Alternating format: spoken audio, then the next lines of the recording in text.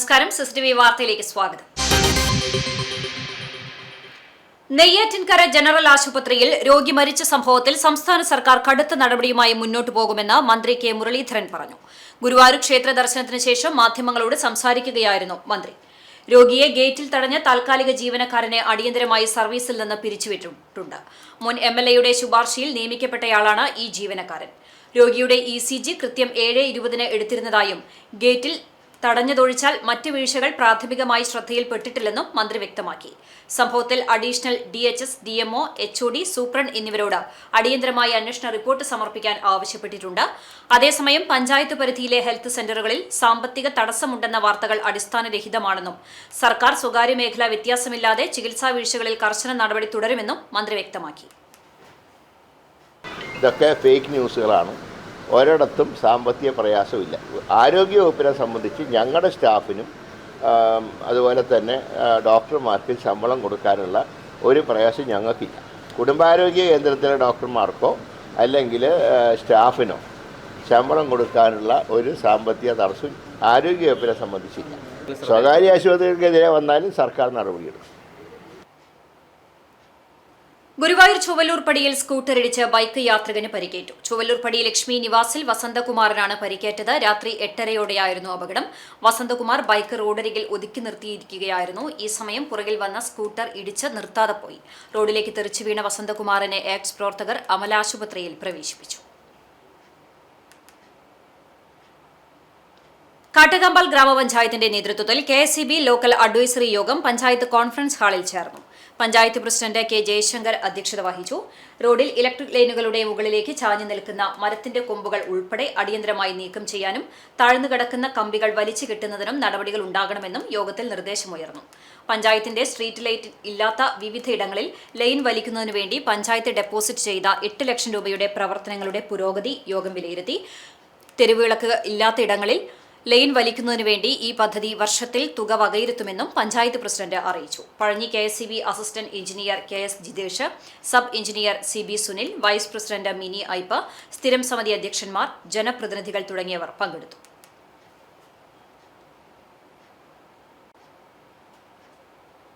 Guruvayur Little Flower College NSS യൂണിറ്റിന്റെ നേതൃത്വത്തിൽ solid waste management അവബോധത്തിന്റെ ഭാഗമായി ഗോൾഡ് ക്യാമ്പയിൻ സംഘടിപ്പിച്ചു. വിദ്യാർത്ഥികളിലും അധ്യാപകരിലും മാലിന്യ സംസ്കരണത്തെക്കുറിച്ചുള്ള ബോധവൽക്കരണം ലക്ഷ്യമിട്ടായിരുന്നു പരിപാടി.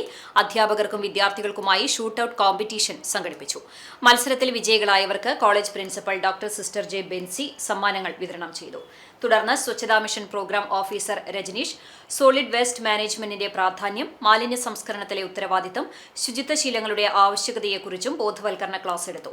NSS programme officer VJ Nitish നേതൃത്വം നൽകി. വിദ്യാർത്ഥികളും അധ്യാപകരും പങ്കെടുത്തു. ഏറ്റവും കൂടുതൽ സ്കൈ ഡൈവിംഗ് നടത്തിയ ഏക മലയാളിയായിരിക്കുകയാണ് പെരുമ്പിലാവ് സ്വദേശി. 13,000 അടിയിൽ നിന്ന് 505 തവണ ചാടിയാണ് അബ്ദുൾ റഹ്മാൻ ഈ നേട്ടം കരസ്ഥമാക്കിയത്.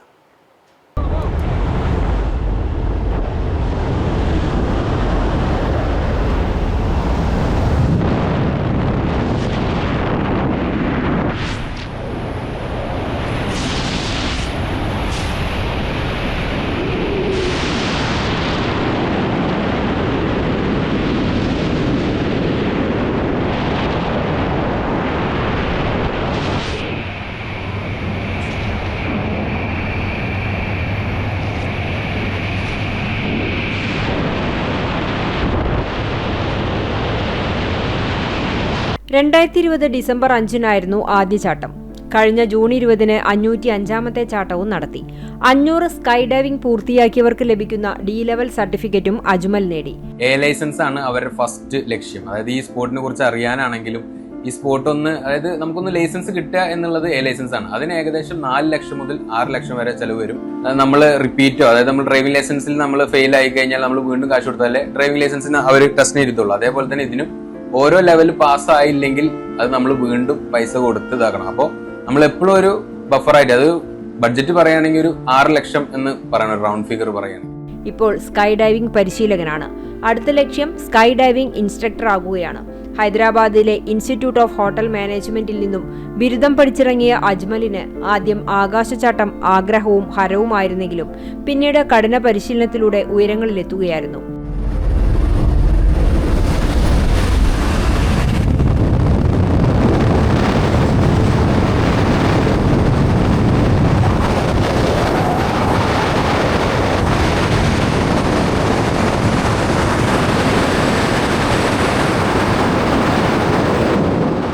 അതായത് സ്കൈ ഡൈവിംഗ് എന്ന് പറഞ്ഞാൽ തന്നെ നിങ്ങൾക്ക് എന്താണെന്ന് ഞാൻ പറഞ്ഞുതരാം. നമ്മൾ ഒരു എയർപോർട്ടിൽ നിന്ന് എയർക്രാഫ്റ്റിൽ കയറി 13,000 അടിയിൽ പോകുന്നു. എന്നിട്ട് അവിടുന്ന് നമ്മൾ ജമ്പ് ചെയ്തിട്ട് നമ്മൾ ഫ്രീ ഫോളിലാണ് നമ്മുടെ മൊത്തം കളികളും. അതായത് നമുക്ക് മറ്റേ തൊട്ടുകളി കളിക്കുന്ന പോലെ തന്നെ അങ്ങോട്ടും ഇങ്ങോട്ടും പോവാം. അതിൽ തന്നെ കുറെ മാനുവേഴ്സ് ഉണ്ട്. ബെല്ലി ഉണ്ട്, സിറ്റ് ഫ്ലൈ ഉണ്ട്, അല്ലെങ്കിൽ ട്രാക്കിംഗ് ഉണ്ട്. ട്രാക്കിംഗ് എന്നൊക്കെ പറഞ്ഞു കഴിഞ്ഞാൽ മുന്നോട്ട് പോകുന്നത്. പരിശീലനത്തിന്റെ ഭാഗമായും ഫോട്ടോകൾ പകർത്താനായി നടത്തിയ ചാട്ടങ്ങളാണ് 505. ഇവയെല്ലാം ഡൈവിംഗ് ലോഗ് ബുക്കിൽ അടയാളപ്പെടുത്തും. ലൈസൻസ് ഉള്ള ഇൻസ്ട്രക്ടറാണ് നേട്ടം സീലും ഒപ്പും സഹിതം രേഖപ്പെടുത്തേണ്ടത്. ലൈസൻസ് ആണ് അവരുടെ ഫസ്റ്റ് ലക്ഷ്യം. അതായത് ഈ സ്പോർട്ടിനെ കുറിച്ച് അറിയാനാണെങ്കിലും ഈ സ്പോർട്ട് അതായത് നമുക്കൊന്ന് ലൈസൻസ് കിട്ടുക എന്നുള്ളത് ലൈസൻസ് ആണ്. അതിന് ഏകദേശം 4 ലക്ഷം മുതൽ 6 ലക്ഷം വരെ ചെലവ് വരും. നമ്മൾ റിപ്പീറ്റോ, അതായത് നമ്മൾ ഡ്രൈവിംഗ് ലൈസൻസിൽ നമ്മൾ ഫെയിൽ ആയി കഴിഞ്ഞാൽ നമ്മൾ വീണ്ടും കാശ് കൊടുത്താലേ ഡ്രൈവിംഗ് ലൈസൻസിന് അവർ ടെസ്റ്റ് ചെയ്തിട്ടുള്ളൂ. അതേപോലെ തന്നെ ഇതിനും ഓരോ ലെവൽ പാസ്സായില്ലെങ്കിൽ അത് നമ്മൾ വീണ്ടും പൈസ കൊടുത്ത് ഇതാക്കണം. അപ്പോൾ നമ്മൾ എപ്പോഴും ഒരു ബഫറായിട്ട്, അത് ബഡ്ജറ്റ് പറയുകയാണെങ്കിൽ ഒരു 6 ലക്ഷം എന്ന് പറയണം, റൗണ്ട് ഫിഗർ പറയുകയാണെങ്കിൽ. അതിന്റെ അടിസ്ഥാനത്തിലാണ് United States parachute association D level licence നൽകിയത്. ഒരുമിച്ച് ചാടുന്നവർ ഒരു സ്ഥലത്ത് സംഗമിക്കണം, പരസ്പരം കൈകൾ തൊടണം, പിന്നീട് അകന്നു പോകണം. അകന്നുപോയ ശേഷമേ പാരച്യൂട്ട് തുറക്കാവൂ, അല്ലെങ്കിൽ പരസ്പരം പിണഞ്ഞ് അപകടമുണ്ടാകും. കമിഴ്ന്നു കിടന്നു വേണം താഴേക്ക് പതിക്കാൻ. 40,000 അടി ഉയരെ പാരച്യൂട്ട് തുറക്കണം. ചാട്ടത്തിൽ സംസാരം പറ്റില്ല. കൈവിരലുകൊണ്ടുള്ള ആംഗ്യമാണ് ഭാഷ. ഇക്കാര്യങ്ങളെല്ലാമാണ് ട്രെയിനറായ അജ്മൽ പഠിപ്പിക്കുന്നത്. കൂടെ ചാടിയാണ് പരിശീലനം. വിനോദത്തിനായുള്ള ചാട്ടക്കാരെ കെട്ടിപ്പിടിച്ചുള്ള ചാട്ടം നടത്താറായിട്ടില്ല. ഇതാണ് മെയിൻ പാരച്യൂട്ട്. ഇതൊക്കെ ഓപ്പൺ ആയിട്ട് കിടക്കുകയാണ്. ഈ മെയിൻ പാരച്യൂട്ട് ഓപ്പൺ ആക്കുക ഏത് ഹൈറ്റിലാണ് എന്നൊക്കെ ഉള്ളത് കാണിക്കുന്ന ഒരു ഡിവൈസ് ആണ് അൾട്ടിമീറ്റർ. ഇതിൽ ഈ മഞ്ഞ ചോപ്പ് എന്നൊക്കെ കാണിക്കുന്നത് ചോപ്പ് ആവും തോറും ഡേഞ്ചർ ആണ്. നമ്മളൊരു മഞ്ഞയിലെങ്കിലും ഓപ്പൺ ചെയ്യണം. ഇതിന്റെ അഡ്വാൻസ് വേർഷൻ ആണ് ഇത്. അതായത് നമുക്ക് ഡിജിറ്റലായിട്ട്, ഇത് പക്ക അനലോഗാണ്, ഇത് ഡിജിറ്റല്. ഇനി ഇതിനും അഡ്വാൻസ് ആയിട്ട് ഇപ്പോൾ ഓഡിയബിൾ എന്ന് പറഞ്ഞിട്ട് ഒരു അൾട്ടിമീറ്ററും കൂടി ഉണ്ട്. ഇതിൽ നമുക്ക് ചെവിയിൽ പറഞ്ഞു തരും നമ്മൾ ഏത് അൾട്ടിയിലാണ് ഉള്ളതെന്ന്. അതായത് ഇപ്പോൾ ജമ്പ് ചെയ്യണത് ഇപ്പോൾ 13,000-ലാണെങ്കിൽ 13,000 എന്ന് പറയും. അത് കഴിഞ്ഞിട്ട് നമുക്ക് സെറ്റ് ചെയ്യാം ഏതിലാണ് അലാറം പറയേണ്ടത് എന്നുള്ളത്. അതിന് ലൈസൻസ് ഉള്ള ഇൻസ്ട്രക്ടർ ആകണം. അതിനായുള്ള പരിശ്രമത്തിലാണ് 29-കാരനായ അജ്മൽ. 8 ലക്ഷത്തിന്റെയും 12 ലക്ഷത്തിന്റെയും പാരച്യൂട്ട് കയ്യിലുണ്ട്. 40,000, 80,000 എന്നിങ്ങനെ വില വരുന്ന ഹെൽമറ്റിൽ ഘടിപ്പിക്കാവുന്ന ക്യാമറയുമുണ്ട്. വിരമിച്ച അധ്യാപകരായ അബ്ദുറഹ്മാനും ടി.എ. മാജിദയുമാണ് മാതാപിതാക്കൾ. ഹിബ ജാസ്മിൻ ഭാര്യയാണ്. അതായത് ഇപ്പോൾ എന്നോട് തുടങ്ങുന്ന കാലത്ത് പറഞ്ഞിട്ടുണ്ടായിരുന്നു നിന്നെ കൊണ്ടൊന്നും പറ്റൂല, അല്ലെങ്കിൽ ഒക്കാത്ക ബാഹർ എന്നൊക്കെ പറഞ്ഞിട്ട് കളിയാക്കിയ വേറെ ആൾക്കാരുണ്ടായിരുന്നു. പക്ഷെ അവരൊക്കെ നമ്മൾ ചലഞ്ച് ഏറ്റെടുത്ത് ഇതുവരെ എത്തി. ഇനിയും FFI ഇൻസ്ട്രക്ടർ ആവണം, അത് കഴിഞ്ഞ് ടാൻഡം ഇൻസ്ട്രക്ടർ ആവണം. പുതിയ കുട്ടികളെ ഇതിലോട്ട് ഇനിയും കൊണ്ടുവരാൻ പറ്റണം. ഈ സ്പോർട്ട് ഇന്ത്യയിൽ എത്തിക്കഴിഞ്ഞാൽ പിന്നെ നമുക്ക് വീട്ടിൽ തന്നെ, അതായത് അടുത്ത് തന്നെ ഉള്ള പോയി വരാൻ പറ്റുന്ന പോലെ ആവണം. അതാണ് എൻ്റെ ഒരു ലക്ഷ്യം. ഇന്ത്യയിൽ സ്കൈ ഡൈവിംഗ് ബാക്കിയുള്ള രാജ്യങ്ങളിലുള്ള പോലെ തന്നെ കിട്ടണം. ലോകകപ്പ് ഫുട്ബോൾ ആവേശത്തിൽ പങ്കുചേർന്ന കുന്നംകുളം നഗരസഭ. ഫുട്ബോൾ ആരാധകർക്കായി ലോകകപ്പ് ക്വാർട്ടർ ഫൈനൽ മത്സരങ്ങൾ നഗരസഭ ടൗൺ ഹാളിൽ വലിയ സ്ക്രീനിൽ തത്സമയം പ്രദർശിപ്പിച്ചു തുടങ്ങി. കുന്നംകുളം ടൗൺ ഹാളിൽ 5000 വാട്ട്സ് ഡിജിറ്റൽ സൗണ്ട് സിസ്റ്റത്തോടു കൂടിയുള്ള LED വാളിൽ ക്വാർട്ടർ ഫൈനൽ മത്സരങ്ങൾ പ്രദർശനം തുടങ്ങി. വെള്ളിയാഴ്ച പുലർച്ചെ നടന്ന ഫ്രാൻസ് മൊറോക്കോ ആദ്യ ക്വാർട്ടർ പോരാട്ടത്തോടെയാണ് ടൗൺ ഹാളിലെ പ്രദർശനം ആരംഭിച്ചത്. നഗരസഭാ വൈസ് ചെയർപേഴ്സൺ PG ജയപ്രകാശ് സ്വാഗതം പറഞ്ഞു. വരും ദിവസങ്ങളിലെ പ്രധാന quarter, final, semi final, final മത്സരങ്ങളെല്ലാം വലിയ സ്ക്രീനിൽ ആസ്വദിക്കാൻ നഗരസഭ സൗകര്യമൊരുക്കും. പൊതുജനങ്ങൾക്കായി പ്രവേശനം തികച്ചും സൗജന്യമാണ്. നഗരസഭയിലെ ഫുട്ബോൾ ആരാധകർക്ക് ഒത്തുകൂടാനും ലോകകപ്പിന്റെ ദൃശ്യവിരുന്ന് ഒരുമിച്ച് ആസ്വദിക്കാനുമുള്ള സുവർണ അവസരത്തിലേക്ക് കുന്നംകുളത്തെയും പരിസര പ്രദേശങ്ങളിലെയും കായിക പ്രേമികളെ സ്വാഗതം ചെയ്യുന്നതായി നഗരസഭാ ഭാരവാഹികൾ അറിയിച്ചു. മങ്ങാട് ജനകീയ ആരോഗ്യ കേന്ദ്രത്തിന്റെ നേതൃത്വത്തിൽ എരുമപ്പെട്ടി ഗ്രാമപഞ്ചായത്തും സാമൂഹികാരോഗ്യ കേന്ദ്രവും തൃശൂർ ജില്ലാ മൊബൈൽ ഓപ്തൽമിക് യൂണിറ്റും സംയുക്തമായി സൗജന്യ നേത്ര പരിശോധനാ ക്യാമ്പ് സംഘടിപ്പിച്ചു. പഞ്ചായത്ത് ആരോഗ്യ standing committee chairperson Prabitha Balakrishnan ഉദ്ഘാടനം ചെയ്തു. ക്ഷേമകാര്യ standing committee chairman VV Vivek അധ്യക്ഷനായി. മെമ്പർമാരായ Vijeesh, Meena Shalamon, health supervisor Joby, doctor MA Rejith എന്നിവർ സംസാരിച്ചു. DOC രവി, ഡോക്ടർ ഷിഗിൻ എന്നിവർ ക്ലാസ് എടുത്തു. മലബാർ സ്വതന്ത്ര സുറിയാനി സഭാ സ്ഥാപകൻ കാട്ടുമങ്ങാട്ടെ പരിശുദ്ധനായ അബ്രഹാം മാർ കുറുലോസ് വലിയ ബാവയുടെ 224-ാം ഓർമ്മ പെരുന്നാളിന്റെ ഭാഗമായി അനുസ്മരണ സമ്മേളനം സംഘടിപ്പിച്ചു. വ്യാഴം, വെള്ളി ദിവസങ്ങളിലായാണ് പെരുന്നാൾ ആഘോഷിച്ചത്.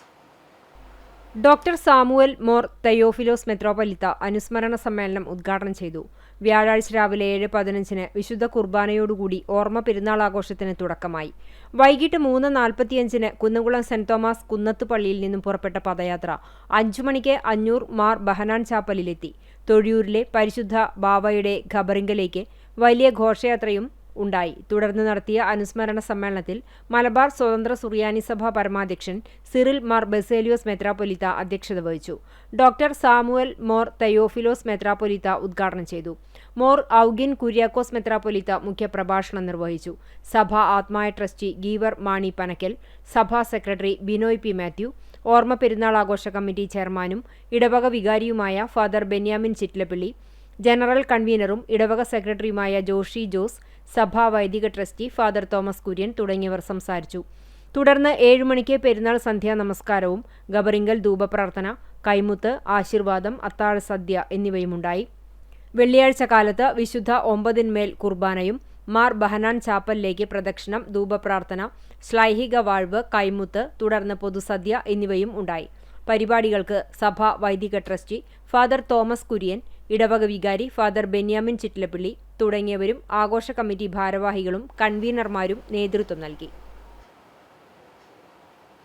കൃഷി വകുപ്പിന്റെ ആത്മാ പദ്ധതിയിൽ ചൊവ്വന്നൂർ ബ്ലോക്ക് തലത്തിൽ മികച്ച കർഷകർക്കുള്ള അവാർഡുകൾക്ക് അപേക്ഷ ക്ഷണിച്ചു. സമ്മിശ്ര കർഷകൻ, ജനറൽ, SSC, ക്ഷീര കർഷകൻ, മണ്ണ് ജല സംരക്ഷണം മികച്ച രീതിയിൽ നടപ്പാക്കിയ കർഷകൻ എന്നീ വിഭാഗങ്ങളിലാണ് പുരസ്കാരം. ചൊവ്വന്നൂർ ബ്ലോക്കിലെ ചൂണ്ടൽ, ചൊവ്വന്നൂർ, കടങ്ങോട്, കടവല്ലൂർ, കണ്ടാണശ്ശേരി, കാട്ടകാമ്പാൽ, പോർക്കുളം, വേലൂർ, ആർത്താറ്റ്, കുന്നംകുളം എന്നീ കൃഷിഭവൻ പരിധിയിലുള്ളവർക്ക് അപേക്ഷിക്കാം. അപേക്ഷാ ഫോം അതാത് കൃഷിഭവനുകളിൽ നിന്ന് ലഭിക്കും. സമർപ്പിക്കേണ്ട അവസാന തീയതി ജൂലൈ 20 കൂടുതൽ വിവരങ്ങൾക്ക് 93 83 47 14 47 എന്ന നമ്പറിൽ ബന്ധപ്പെടാവുന്നതാണ്. വായനാ ദിനത്തോടനുബന്ധിച്ച് പുസ്തകങ്ങളുടെ ആസ്വാദനം വിവരിക്കുന്ന റീൽ മത്സരത്തിൽ തെരഞ്ഞെടുത്ത 25 കുട്ടികൾക്കായി കളക്ട്രേറ്റിൽ മീറ്റ് ദി കളക്ടർ പരിപാടി സംഘടിപ്പിച്ചു. വയലത്തൂർ സെന്റ് ഫ്രാൻസിസ് UP സ്കൂളിൽ നിന്ന് 8 കുട്ടികൾ പങ്കെടുത്തു. കുട്ടികളുമായി കളക്ടർ സമയം ചെലവഴിച്ചു. ഓരോരുത്തരുടെയും അനുഭവങ്ങൾ കേൾക്കുകയും ചെയ്തു.